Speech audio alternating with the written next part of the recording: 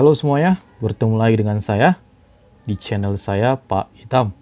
Oke, apa kabarnya semua? Harapannya semua dalam keadaan baik-baik saja, terlebih dalam keadaan sehat dan tetap berada di rumah. Sekarang kita lanjut materi kita. Sebelumnya kita sudah belajar apa itu permintaan, yaitu permintaan itu dari segi konsumen. Sekarang kita belajar penawaran.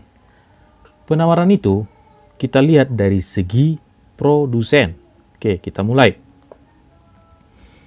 Ada di sini sub-subnya, yaitu yang pertama pengertian, hukum, faktor-faktornya, dan kurva penawaran atau supply disebut ya. Kalau permintaan disebut dengan demand.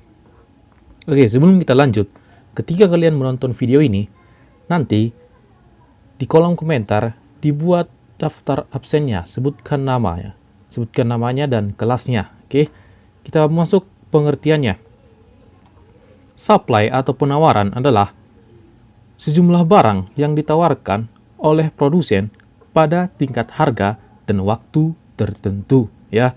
Pada tingkat harga dan waktu tertentu, sama seperti permintaan kemarin. Kalau kita belajar permintaan itu dari segi konsumen, tapi kalau kita belajar penawaran, itu dari segi produsen. Jadi kita melihat dari sisi si produsen ya. Ingat, prinsip produsen atau penjual yaitu suka harga mahal ya. Jadi di sini kita lihat pada tingkat harga dan waktu tertentu.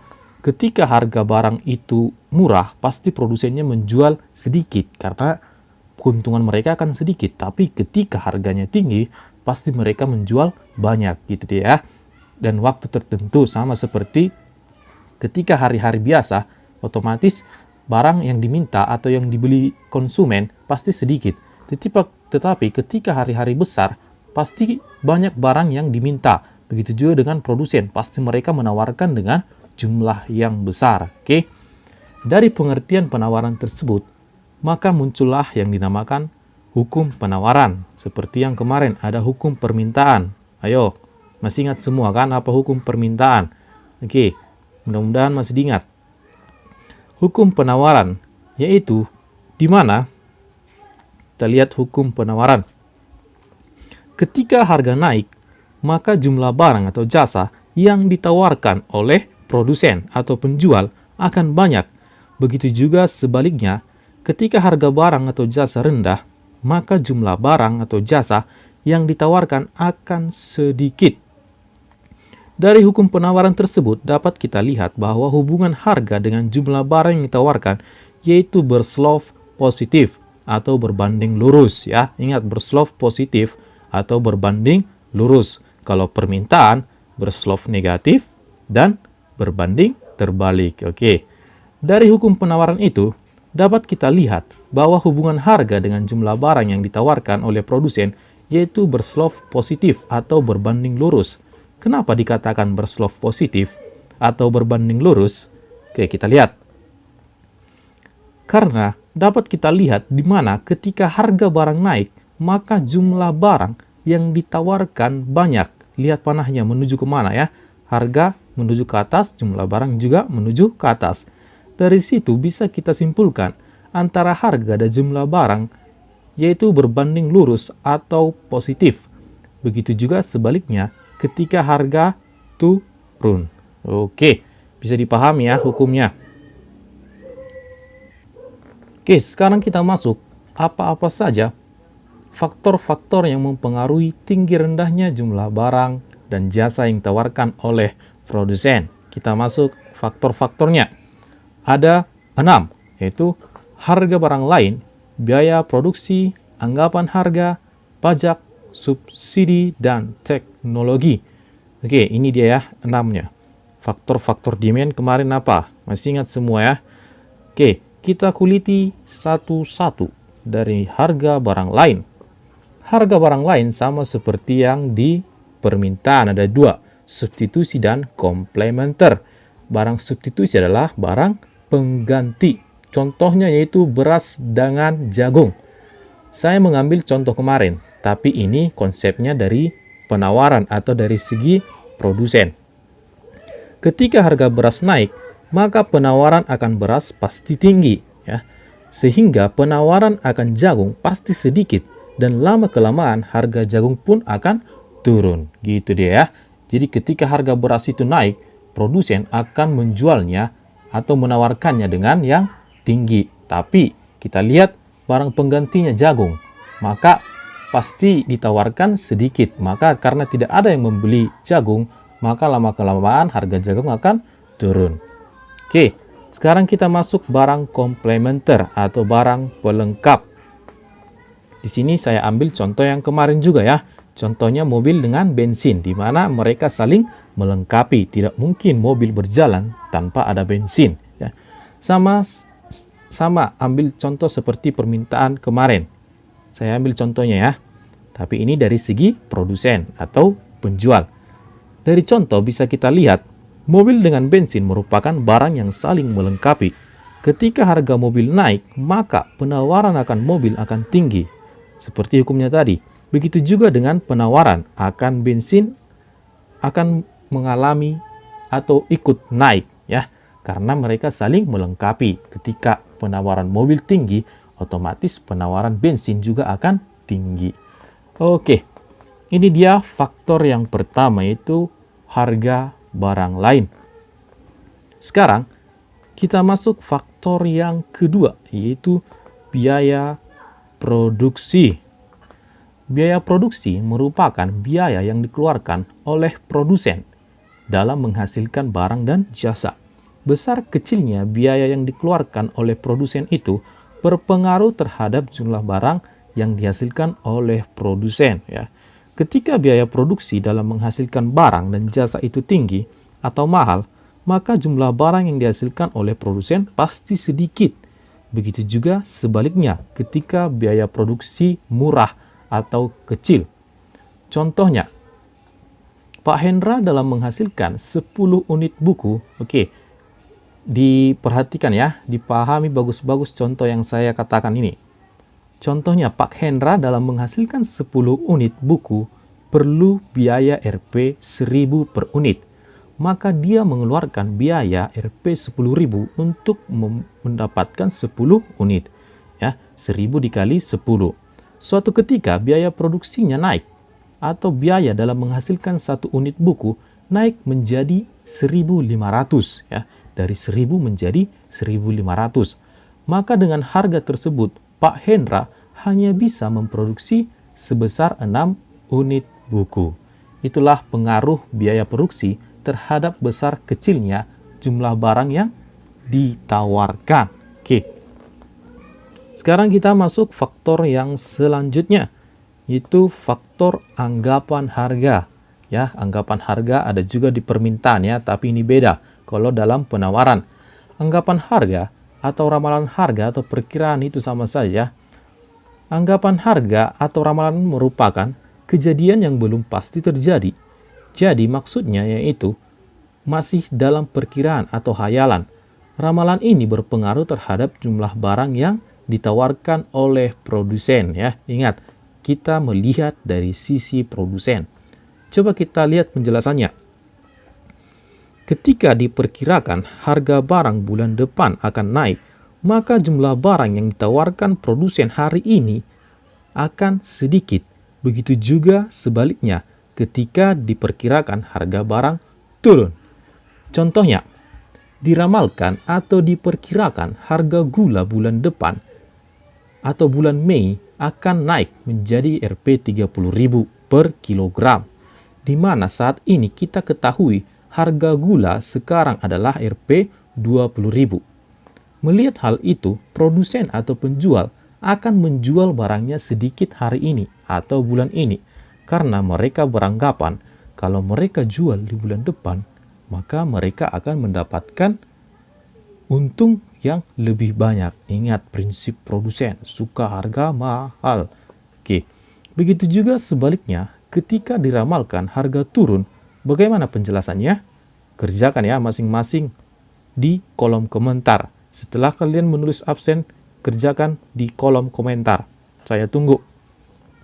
Ini dia tentang anggapan harga. Bisa dipahami semua ya. Sekarang kita masuk faktor yang selanjutnya. Apa itu? Yaitu pajak. Apa itu pajak? Bukan tempat bertemunya pembeli penjual ya. Itu salah, itu pasar. Tapi ini pajak. Pajak merupakan iuran wajib yang diberikan oleh warga masyarakat kepada pemerintah tanpa mengharapkan balas jasa secara langsung. Jadi pajak ini bersifat memaksa karena ini adalah wajib dibayarkan. Oke, untuk lebih dalamnya nanti pajak ini kita bahas di SMA kalau kita masih jumpa ya. Jadi pajak ini dikatakan iuran wajib yang harus dibayarkan. Pajak berpengaruh juga terhadap seberapa banyak barang yang dihasilkan oleh produsen atau penjual. Ketika pemerintah menetapkan pajak yang tinggi kepada produsen atau penjual, maka jumlah barang yang ditawarkan oleh produsen akan sedikit. Begitu juga ketika pajaknya rendah, dikenakan pajak otomatis akan berpengaruh kepada harga barang. Jadi pajaknya tinggi, otomatis jumlah barang yang ditawarkan juga akan sedikit. Lihat panahnya ya. Sudah begitu jelas saya buat ketika yang putih ke yang putih, hitam yang hitam. Begitu dia. Bisa dipahami panahnya. Oke. Sekarang kita masuk faktor yang selanjutnya. Ada subsidi. Apa itu subsidi? Pernah dengar subsidi? Subsidi merupakan bantuan yang diberikan oleh pemerintah kepada produsen untuk meringankan biaya produksinya. Ya, biaya produksi tadi sudah Bapak jelaskan. Apa tujuannya? Tentu agar produsen mampu menghasilkan jumlah barang yang banyak dan bermutu tinggi. Maka, ketika pemerintah memberikan subsidi atau bantuan kepada produsen, maka jumlah barang yang dihasilkan oleh produsen akan banyak karena mereka sudah dibantu ya. Begitu juga ketika pemerintah tidak ada memberikan subsidi atau sedikit subsidi kepada produsen, maka jumlah barang yang ditawarkan juga akan sedikit. Oke, dari panahnya juga bisa dipahami ya.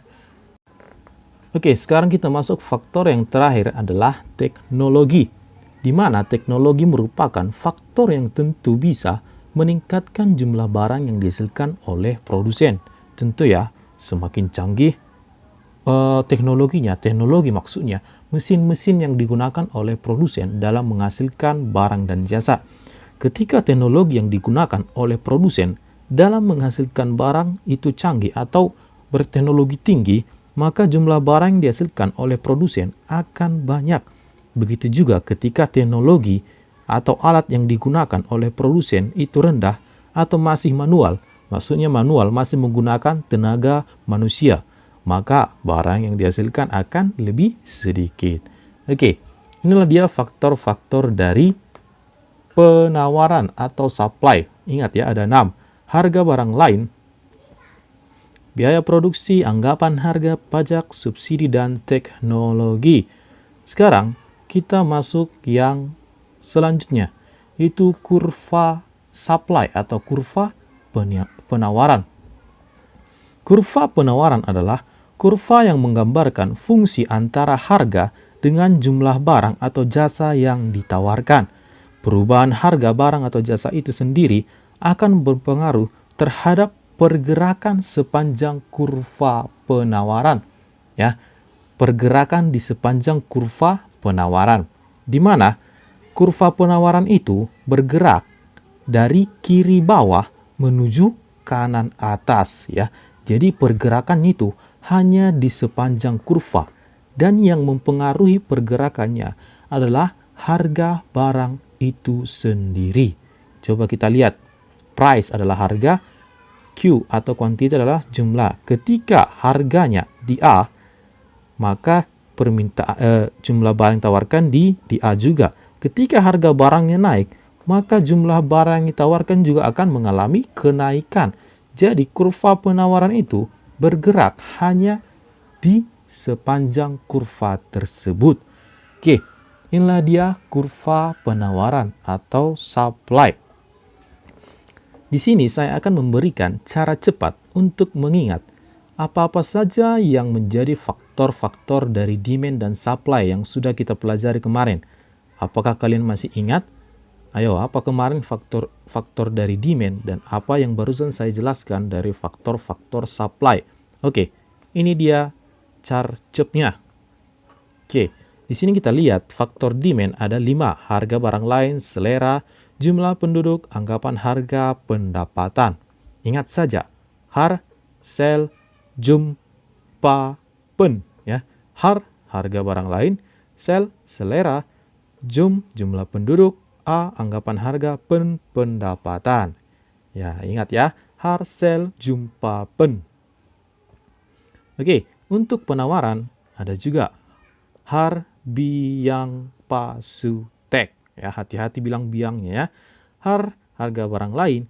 Bi, biaya produksi. Ang, anggapan harga. Pa, pajak. Su, subsidi. Tek, teknologi. Har, biang, pasu, tek. Ingat itu ya. Penawaran, harsel, jumpa, pen.